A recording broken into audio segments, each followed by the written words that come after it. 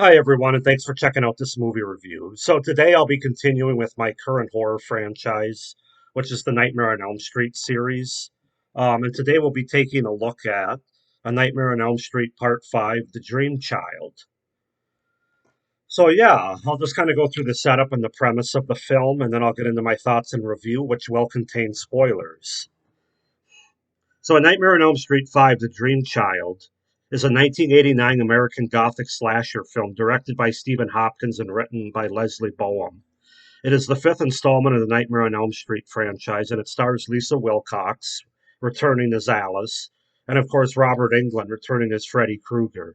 The film follows Freddy using a now pregnant Alice, um, using her baby's dreams to claim new victims, which is an interesting concept. So basically, it's 1 year after the previous film. They're all kind of that way, except with the exception of the first and second film, where the second film takes place 5 years after the first film. Everyone since then, it's 1 year after. So in June of 1989, Alice and Dan have started dating, and there's no sign of Freddy Krueger anywhere.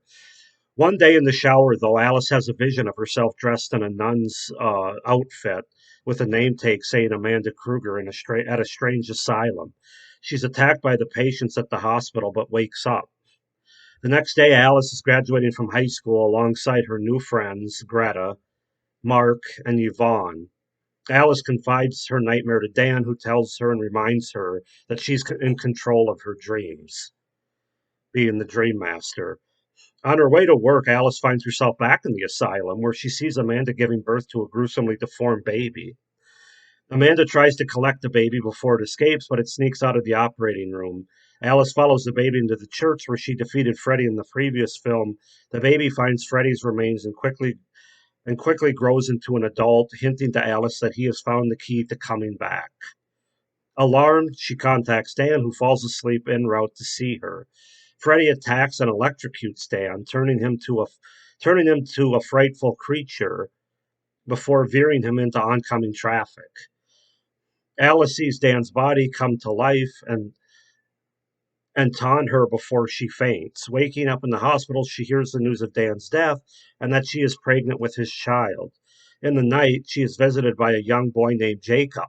But the next day, Yvonne, her friend who volunteers at the hospital, tells her that there are no children on her floor, nor is there a children's ward. So that's the setup and the premise. I know that's a lot that I just gave you there, but kind of wanted to give you a picture of the film. Um, so yeah, that's the setup for A Nightmare on Elm Street Part 5, The Dream Child. So one thing I'll say about this film, I know this is regarded as one of the worst in the franchise. And granted, I haven't seen all of them after this yet. I don't think it's one of the worst. I actually have a soft spot for this film. Don't ask me why. It might be because Lisa Wilcox is in it, returning, or and Dan, a couple of characters from the previous movie. I think it might be Stephen Hopkins directing, given what he had to work with. I don't know, but I'll get into it with my pros and cons here. So starting with the pros, as I mentioned, Lisa Wilcox returning as Alice. I'm a big fan of Lisa Wilcox. I've seen her in other stuff. I just like her as an actress. She's not too. She's pretty easy on the eyes as well, so maybe that has something to do with it. Um, again, she's good in this movie as the leading character, as Freddy's rival, if you will, and I think she does well in this film. She doesn't have quite as much to do as she did in the fourth films in terms of a character arc, where she would change with each as Freddy killed each of her friends and she'd take over their powers. For some reason, they don't do that in this film. They kind of dismiss that as just part of that film. But she's good in this movie. I actually think her chemistry with Dan and Alice is better in this movie. We have a little bit more to go on with Dan in this movie. In the first movie, he was just kind of introduced to us as the jock and the kind of the hunk for all the girls and stuff. But he was kind of a vanilla, bland, cliche character. In this movie, we get to know him a little bit more, and the chemistry is definitely better with him and Alice in this movie, um, which is helped by Dan's character development more.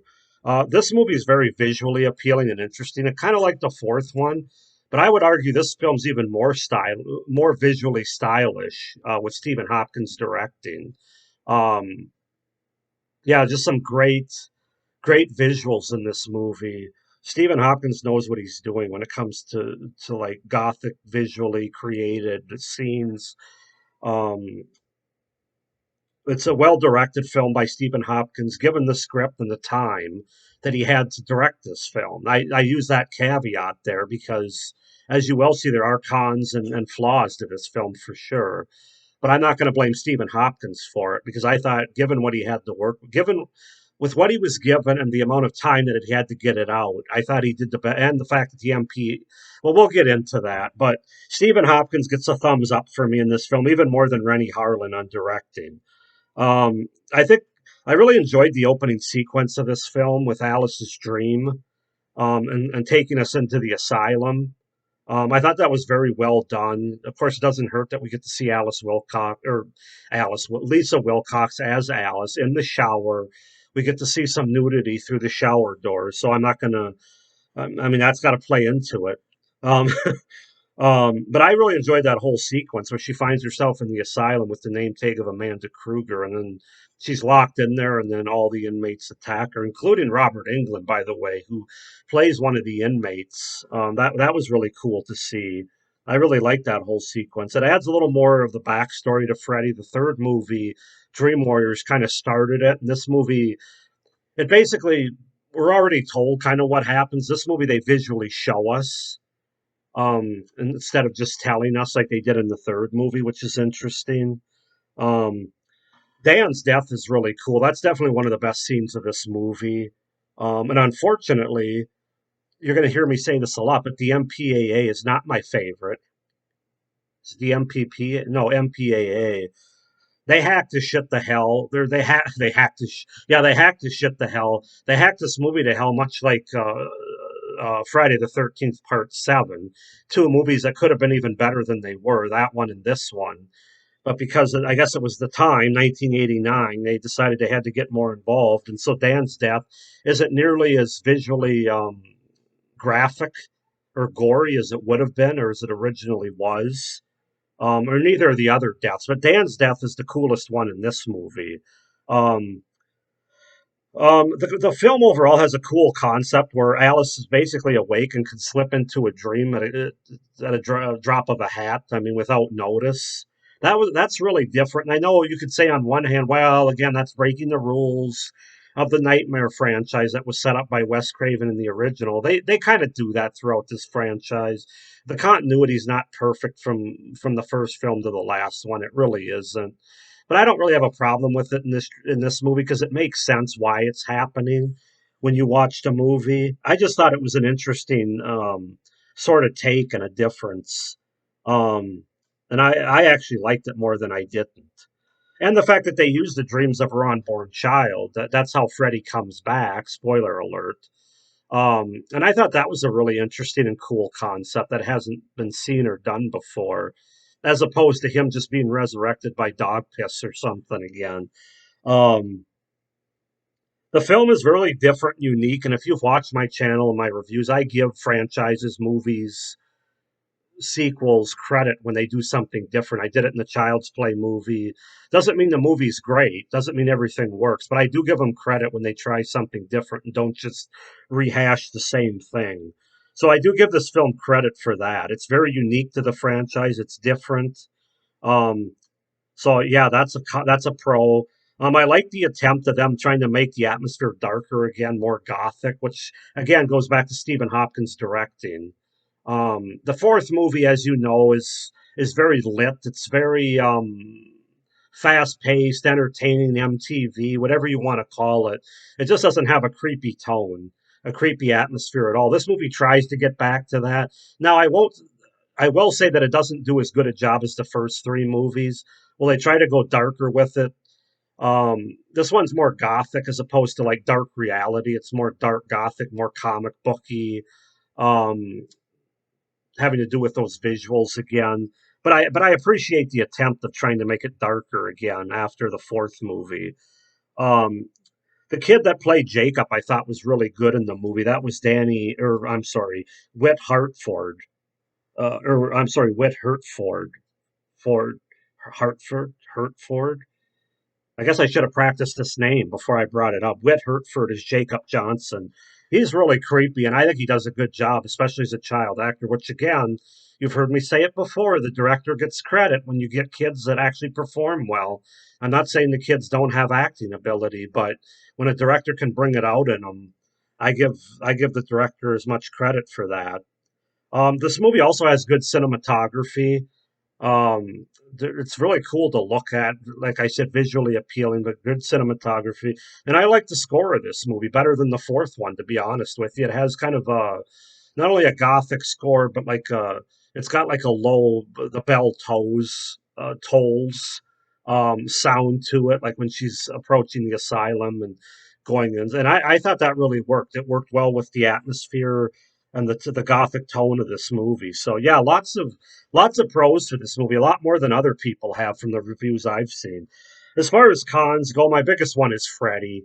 I don't really like much about Freddy in this movie. I'm not going to blame Robert Englund because he's still Robert Englund. He still plays Freddy well, but given what he was, kind of like Stephen Hopkins, given what he was given from the script and told what to do, it's not. It's my least favorite version of Freddy up to this point.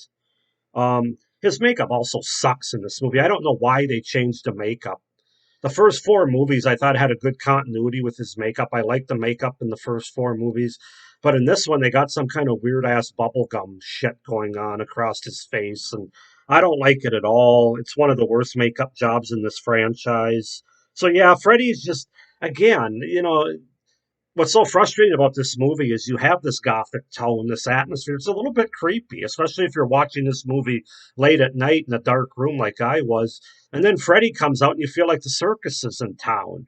I would argue he's even more over the top than he was in the fourth movie. Even though the movie itself is toned down in terms of the tone and the atmosphere, Freddy is just like through the roof in this movie. In the fourth movie, I felt like he had more like not sadistic, but they were more creepier one-liners. In this movie, they're just fun one-liners. It's let's try to get a laugh. Let's have Freddy be a clown, and that's really what he does in this movie. And it totally takes away. It's a huge missed opportunity. Another thing is there's a low body count in this movie compared to the previous ones. Only three people die. Two of her friends and Dan basically. And the deaths aren't great. I mean, Dan's is the best one, but you could argue even that one isn't based in any kind of reality. But I don't care. It's visually cool. But the other two deaths, like Greta's with the eating thing, again, that was another one where the MPAA came in and said, no, no, no, guys. Oh, God, I hate the MPAA right now. Um, and then what was the other death? Obviously, pretty forgettable. Oh, Mark's death, the comic book. Yeah, that one I didn't care for. That was just kind of, again, that was just trying to be visually appealing, I guess. And that one didn't work for me on any level. Neither did Mark's character, by the way. He was my least favorite character of this movie. And the guy that played him, I don't have him on the cast list here. Um, did not do a good job. He overacted that character. That's another thing. Um, yeah, one of my cons is that most of the characters in this movie are garbage, with a few exceptions. Obviously, Lisa Wilcox, Danny Hassel, and I will say Yvonne, her one friend, Kelly Jo Minter, who survives this movie. She wasn't terrible. She was of the other the new character. She was the best one by far compared to Greta and Mark. Um, but other than that, the characters aren't well developed. They're not well written, and they're not well acted for the most part. Other than like I said, the kid that played Jacob was well directed and well acted, and Alice, played by Lisa Wilcox, as well. Um, yeah, it's just the story isn't executed well at all in this movie. It really isn't. They had a cool idea, cool concept, and then because of time and budget, they basically said, "Well, let's just push it out, and not worry about depth or any sort of real story ideas or anything that actually makes sense." Which takes me to another con in this movie, which is the third act. Very underwhelming, especially how Freddy's killed, where this kid barfs on him, basically barfs the souls into him, and then the souls pull out of him, which kind of makes sense from the fourth movie where because the souls were released by Alice out of them. Once the kid gives up the souls and says, "No, you have them back," it makes sense that then they rip out of Freddy and then Freddy dies. But it's just, oh God, it's so hokey, which is another problem with this movie. It's just so hokey, like when Freddy's doing this whole gitchy gitchy goo. I know I'm all over the place with this review with all my pros and cons, but that's kind of what this movie is. Yeah, I think that's all of my cons. So you're probably wondering how I'm going to rate this movie, given that I really enjoyed the highs of this movie, but I really am driven nuts by the lows. But I'm going to give this movie a little bit of of a pass because I blame the MPAA more to a certain extent for the quality of this movie, as it turns out. I don't think it. That being said, I don't think it was well written. I don't think it was well acted. I don't think it was well casted. They definitely went for the visuals. They went for the cinematography over any story or scares.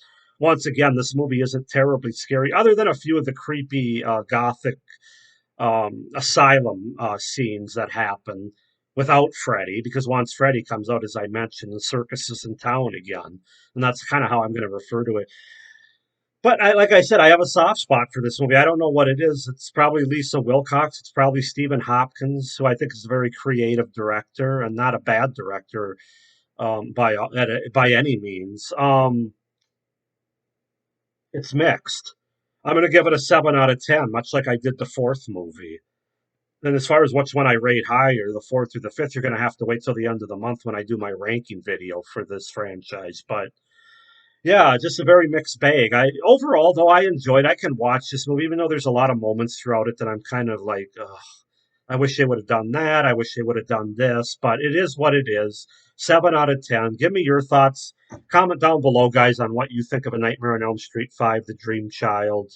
Like this video, like this review, and please subscribe to my channel to see future Nightmare on Elm Street review videos, as well as my ranking at the end of the month, as well as what I have coming up over the next several months of reviews. So thanks for watching this video. Have a great day. Bye.